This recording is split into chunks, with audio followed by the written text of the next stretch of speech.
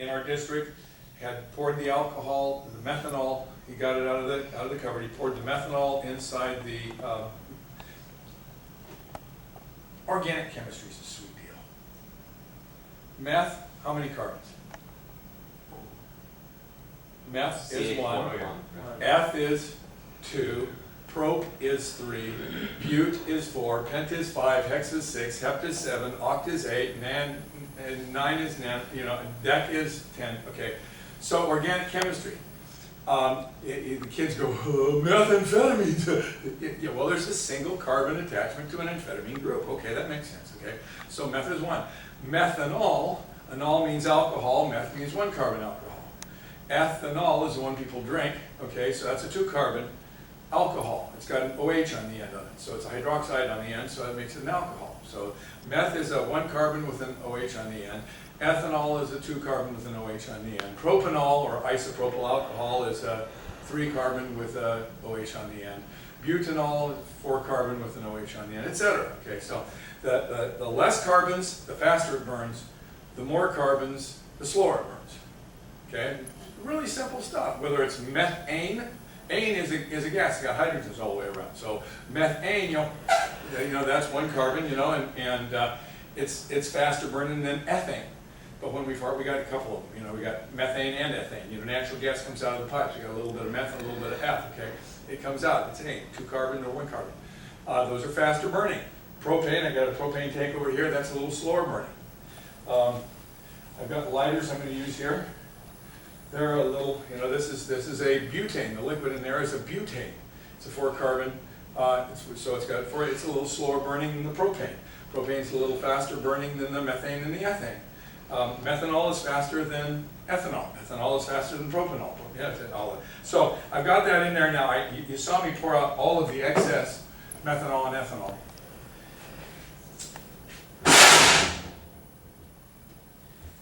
We did it with glass.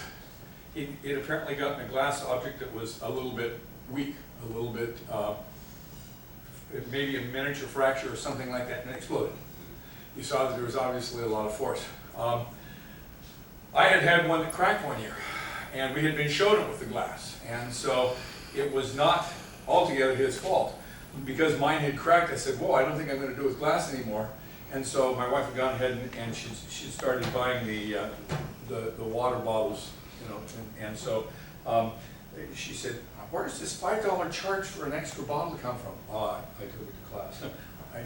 And so that was what I was doing the very same day at a different school, the day his blew up. And so the principal would come around and he goes, I want to make sure that nobody's doing that demonstration. I said, well, I am, Bob, but it's in plastic. So even if it does blow, then there's not going to be a problem for somebody. But I always like taking it to another degree. You saw me pour out the liquid, right? And so I want my kids to always understand what combustion, oxidation reaction, and respiration really are, what they actually produce. So I started out there with carbons and hydrogens, and of course I poured out all the extra liquid. But if you notice, and of course as soon as I do that, the kids go, oh man, drink it, But there's probably still a little bit of residue of the methanol, and if you drink methanol, that dissolves your liver, your pee turns brown and you die. It's slow and painful death. It's not really nice. I'm not going to drink it because there's probably a little residue in there. But you notice there was a lot more liquid than when I poured it out before. So where did that liquid come from? And of course that gives me an opportunity to talk about what respiration is. It's okay, now I started with the carbons attached to the hydrogens and just a little bit of oxygen. Mostly the oxygen was supplied by inside the container, right? And so now what I've done is I've been in the course, kids go, do it again, do it again. And I get to say, why can't I do it again?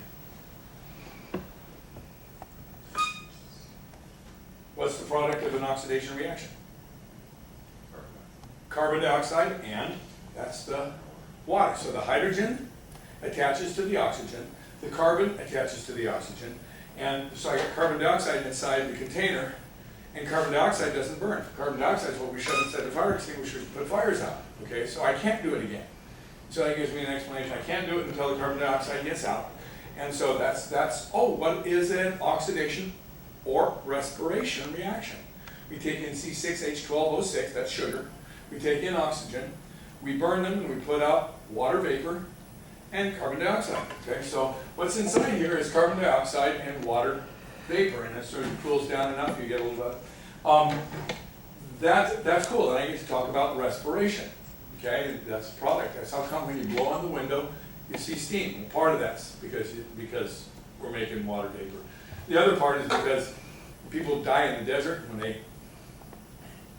we say that they're dehydrated in the desert, they actually suffocate because their lungs get too dry to be able to exchange the carbon dioxide and the oxygen. And so you got to have moist lung tissues in order to exchange that. But that's all right. They actually die of respiratory failure or suffocation, basically. But we live in Bakersfield, and I was coming over here, man, I hit a real nice little fog belt coming on over, just hitting Coastal Highway 101. I was coming on 101 and switching over to Coastal Highway 1. And now I've got carbon dioxide in here and a little bit of water vapor in here. And so we get over in the valley, man, we get this Thule fog. And so it really helps for people to understand that we live in a desert belt, but we still manage to get fog in here. High pressure, low pressure, high pressure, low pressure. And so you can actually anticipate your fog by high pressure, low pressure.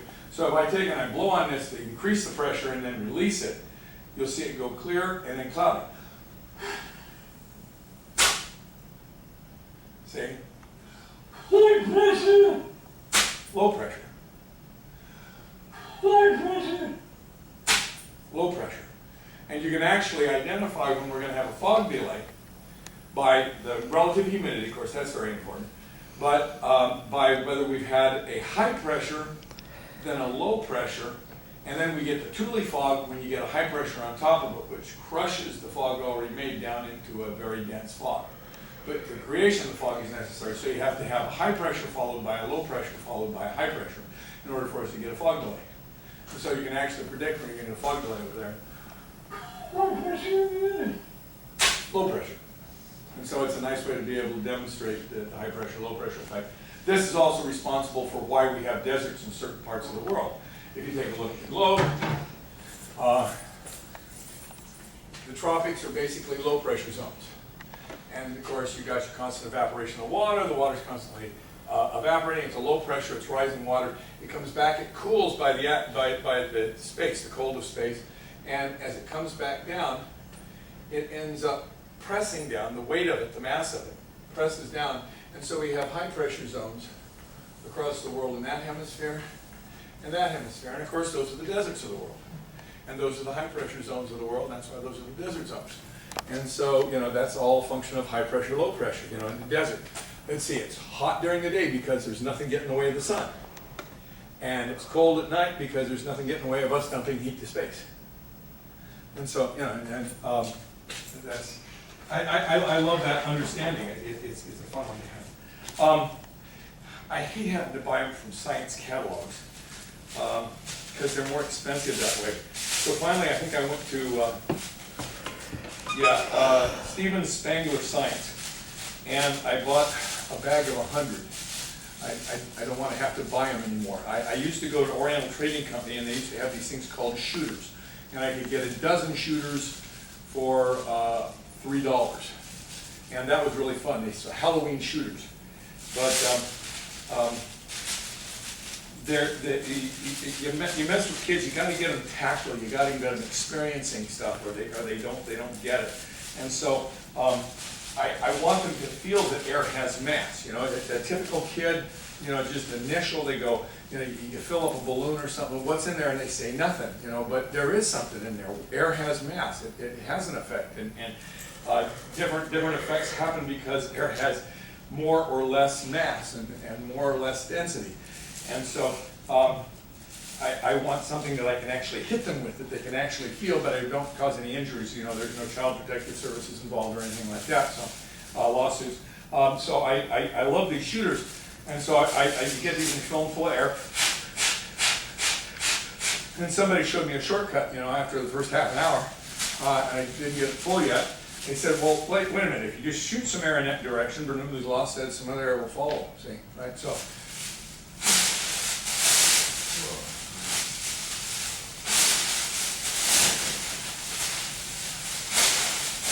So we can use air fluid principles and fluid laws, and air has fluid characteristics. And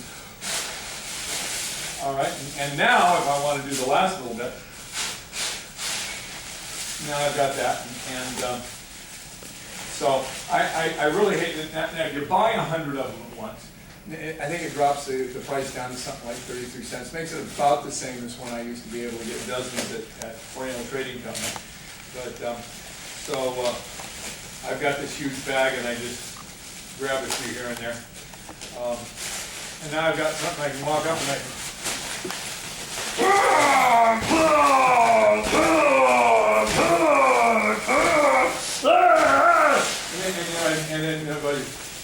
And then he's got the camera, he wants you to watch it. And then mayhem for a little bit, and the kids have fun with the mayhem, and they enjoy it, and so it works. Air has mass, and that's one, so I can teach the kids that air has mass. Air is made up of different chemicals. I'm going to get there. Air has mass, and of course, this is one. Somebody showed me a neat presentation. I went to this science conference, and they showed me an air cannon. And I was jazzed, man. I had to make one. They showed me, gave me the design, they gave us the blueprint. It's made out of plywood. It was approximately 4 to 5 inches thick and or deep, and it was probably about 18 to 20 inches long and about 14 inches wide. And it had 20 mil plastic on one side, and it had approximately a 4-inch hole on the other side.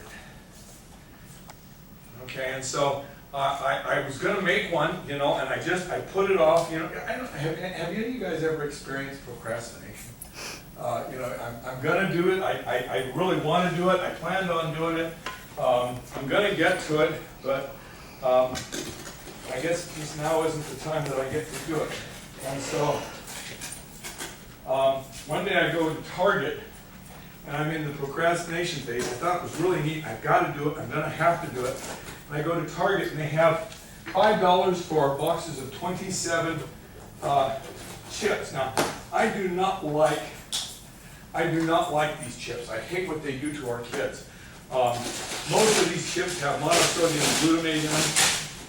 That stuff's nasty for the myelinated sheaths on our brains. It makes the myelinated sheaths on our brains turn kind of cottage cheeses. Every time we bump our heads, and we're always bumping our heads, then you've got that cottage cheese-like stuff is less protective, and so we lose more brain cells. And Laura, I don't know if you guys got any students like I got students, but my students don't need any loss of any brain cells. My kids are already operating. I'm sorry, it's an R-rated movie, and it's a comedy, and the story plot really isn't all that cool. But the initial concept, I've seen a movie recently, it's called Idiocracy. And I'm sorry, I have to recommend it. I have to recommend it. If you've got really smart kids, you've got kids that are going to college and stuff, tell them to go out and procreate like all get out. Because there's a competition out there. The stupidest are reproducing at an accelerated rate, and the least educated are just 4 times as many kids. I did some studies, some statistics. They say that mother's education, sociologists tell us mother's education is the best indication of the families, of the kids' education. Not dad's. Dad's has nothing to do with it. Mom did. And that's why Oprah went and got the women for the school in Africa. Because mom's education is the indicator, not dad's. Okay, so I did a survey, 3 simple questions. What age did your mom start procreating? What was your highest level of education? And how many kids did she have? And I had a straight line. It was an exponential curve. I'm sorry. It was like no high school diploma, 5.6 kids, started at 18.3. High school diploma only, it was 5.3 kids, and started at 19.1. And all the way up to let's see, about the time we hit we went to like 3.2 or 3.5 when we hit a bachelor's degree. No, it was 2.5 at a bachelor's degree. It was 3.2 at an AA degree, and then it dropped down to 1.5 for a PhD. And so and they started at 33 something or other, 33.5 was the starting age. So let's see. that means that the least educated are reproducing 4 times as many in half the time. And so we're filling the world with uneducated people. And so the name of the movie is Idiocracy. And it starts out and it shows something like, I don't know you guys know what Oildale is like in Bakersfield, but it's kind of like a big trailer park, and the least educated are there. And you know, there's this guy, and they show his family tree, you know, and he's got five children by this wife, and the neighbor trailer's got 3, and this one over here's got 2, you know, and so his family tree is going, you know, and here's this couple others. She's an MBA and he's a lawyer, and there's the 2 of them, you know. And they say, well, it's just not right time yet. You know, we're waiting a couple of years, you know, and then then he's trying to ejaculate because he can't get enough, and they're going to artificially inseminate, and then he dies in a heart attack, and he's removed, you know, and so it goes on 500 years, and then the world is, so that, an average person today wakes up and he's the smartest person in the world. And of course you can see the comedy that happened with that, but it's true. I'm sorry. So I said, wow, it's the same design as the one that I was going to make, but it cost me $5. I really didn't care whether I really didn't care. See, the thing that's cool is accuracy is a problem, but if I still believe I should be able to hit you from. I can feel a little freeze. Oh, well, then it just missed you. Because if I hit dead on. There you go. Yeah. You'll feel it all. Did I get you back there? Yeah. Okay. Machine gun effect? No. Okay. I tell you what, something helps me aim is if I can see where I'm shooting. Of course, that's true of anybody, right? That's why we've got lasers and stuff. And so I found that Halloween time is the only time to get this. I tell my students when I first break out the smoke machine, they go, oh man, where do I get one? Well, if I don't do it at Halloween time, they'll go, oh, that's a bummer, and then they forget about it, see? But so you get these $20, $15, $16 at Walmart at Halloween time. And there's always things that you'll love a smoke machine for. So get them then, otherwise they'll cost you 50, 60 bucks from different companies, but party supplies. But get them at Halloween time, and then you get them dirt cheap. And now I get to see what.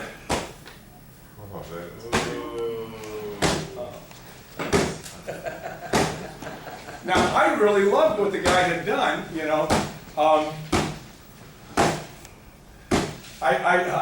Yeah, see there, not I can name.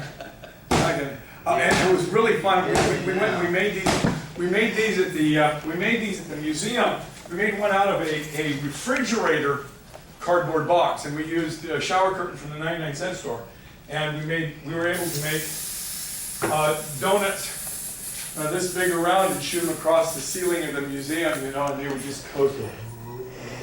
So, see, the problem is aiming, and of course, one time I did this, and it was getting close to Valentine's Day, and of course, you know, now these have gone up.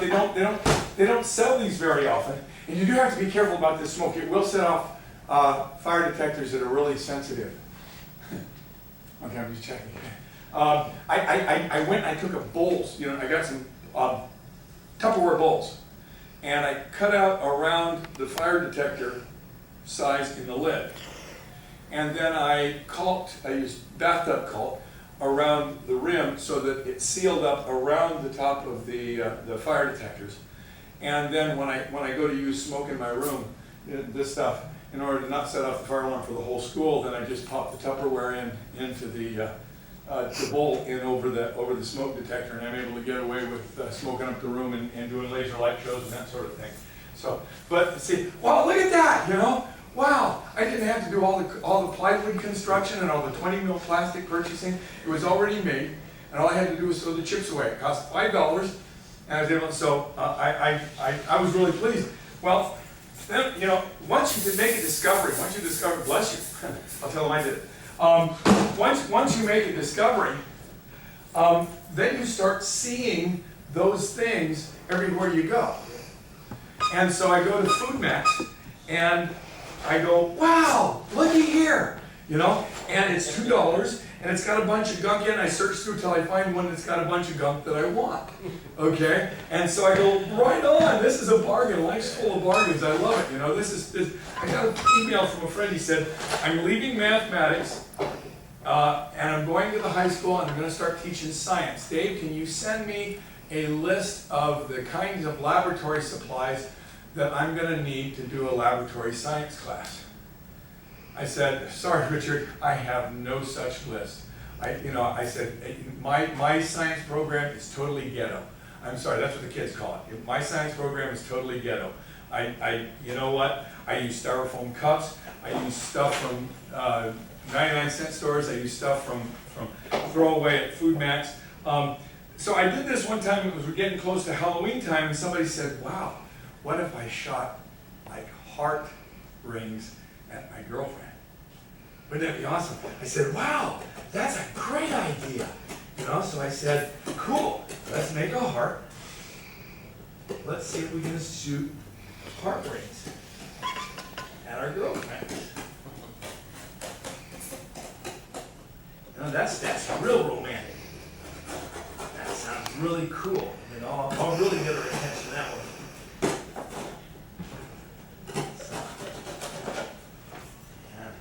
And so if I make the hole big enough, I can get all the goodies out of the box. I don't have to smoke up the goodies in the box. I got a heart in there. Oh yeah, now I can clean out the wax in my ears. That's all right. Okay, this is just right for spooning. Oh no, that's a spatula. I can spank me. Okay. Oh, I need lighters. I'm always needing lighters. Beat it good. I'm sorry. I'm just screwing around. That'll balloon into something bad. Okay. All right. And when I tear this, I needed the tape. Okay. So you can see why I picked it up. For $2, I got a whole bunch of supplies and stuff I need. And I've got this. Now, what I like about these is this is more flexible. So if I've got a movie on and I want to make sure the kids know that I'm watching them, you know, but I don't want to make a noise, I want to yell out their name and that sort of stuff, all I have to do is I have, and it doesn't hear as much noise because it's more elastic. Am I not hitting it? See, it makes a lot less noise, and so I do, but okay, now let's see if we get the hearts. I want to see if we get the hearts. Okay, good. All right, we got it. Little smoke. Here we go. Did we get the hearts? Did we get the hearts? Did we get the hearts? Oh. No. Why would that be?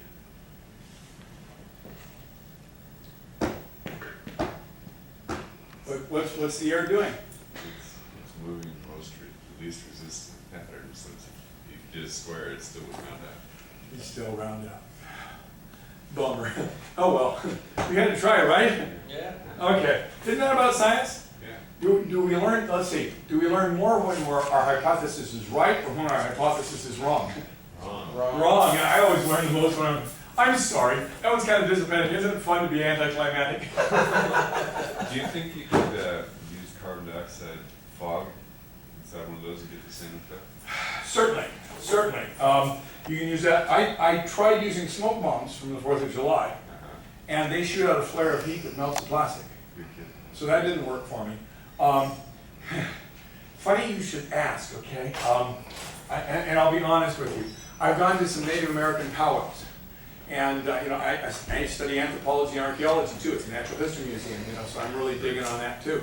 And so I go to Native American powwows, and they got that sage that they use for clarifying the air and getting rid of evil spirits and that sort of thing. So they light it on fire, and they walk with it, and you see these clouds of smoke going behind. I went, right on, that's the way I can do it. Light it up with a torch. I actually have some in this down here. I have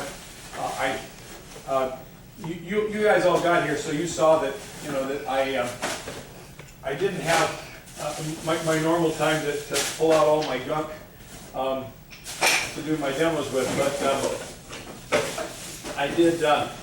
I even had it in here ready to go in case I should have the opportunity. Come here. You go and get the sage. and you light it up, and it makes nice clouds, okay? And since you asked, see, I love that about having, that's why it's good to have a huge bunch of gunk, because somebody can say something and you can respond to it, you know, you can go, oh, okay, yeah, let's respond to it, let's be spontaneity. Okay, so this is the sage, and so you get that lit up, and it definitely produces a significant amount of smoke. See, and you can do it, you can pretty much, so one day, you know, they said, Dave, we need you to period sub over an opportunity, and any of you that are familiar with what opportunity is, it's anything but opportunity, you know, and so I said, why don't I give the kids an opportunity? Why don't I do something fun for them, and, you know, give them something exciting, give them a little bit of inspiration for something. And so I go over there and I take my sage, and I take my air cannon, and I go over and I'm able to get some of the smoke up inside. This may not be the best one for me to use for this. It won't be quite as much as it would be the smoke machine, but let's see if we can see. Okay, so I was able to show them that. Okay, about 15 minutes later, there's a banging on the door. Everybody up against the wall!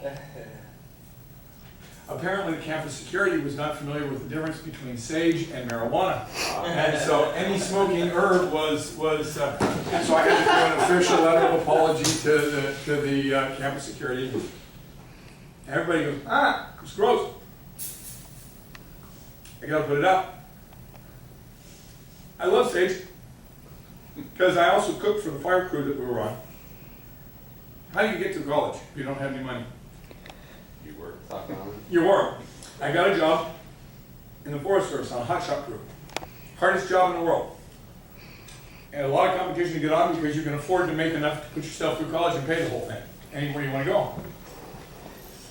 The only way I could get on, I'm not that smart, the only way I could get on is by cooking for the crew. So they'd go and get a cow turned into a hamburger, or half a cow turned into a hamburger, and I would make them sausage in the morning that was made out of beef. Well, what are the seasonings for sausage? Ground black pepper and sage. Those are the two number one seasonings. If you want to add a little bit of garlic, you want to add a little bit of onion, you go ahead and add those, but the two number one, sage and black pepper. And so, I taste sausage. Good thing for breakfast. Okay, so it's all right. I to put that out. Your tongue is wet. What was what principles?